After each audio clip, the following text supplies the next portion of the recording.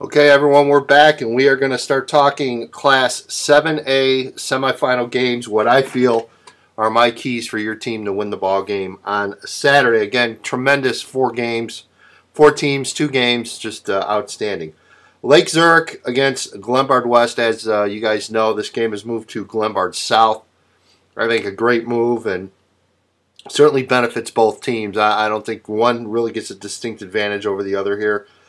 For Lake Zurich, I think the key defensively is to be able to defend the whole field. Glenbard West has been very good at mixing things up. Little running game, little passing game. They can go downfield. They can throw the short, medium routes. I look for West to really try to mix things up offensively as they've done all year to try to keep that Lake Zurich defense off balance a little bit.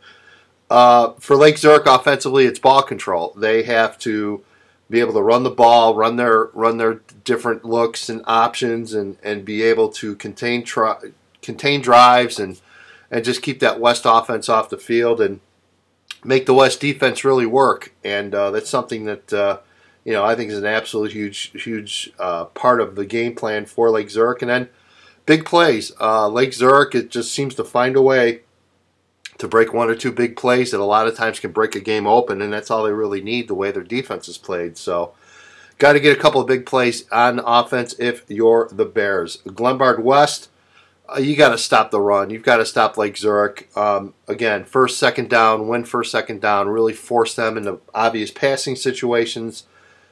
Get a couple of 3-and-outs. The more you do that against Lake Zurich, the better, the more you can give your offense the ball and a chance. I also think Glenbard West, I think really should try to come out and set the tone early and quick strike offensively. If you can get a couple of quick touchdowns up on a very good Lake Zurich defense, I think all the better if you're the Hilltoppers. So, again, those are the keys in that ball game.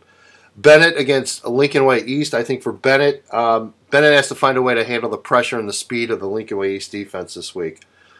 East has just been able to completely fluster quarterbacks and passing games and offenses. Number one, they're very well coached, the East defense. They know what they're doing. They know what you're going to do.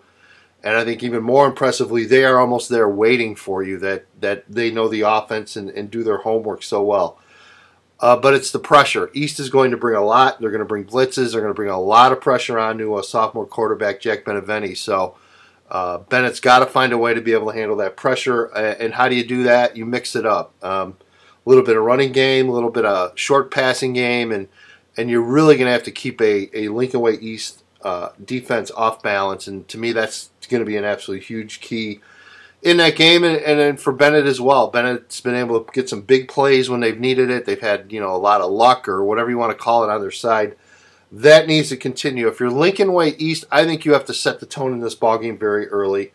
Whether it's your offense or your defense, really your defense has set the tone more than your offense this year.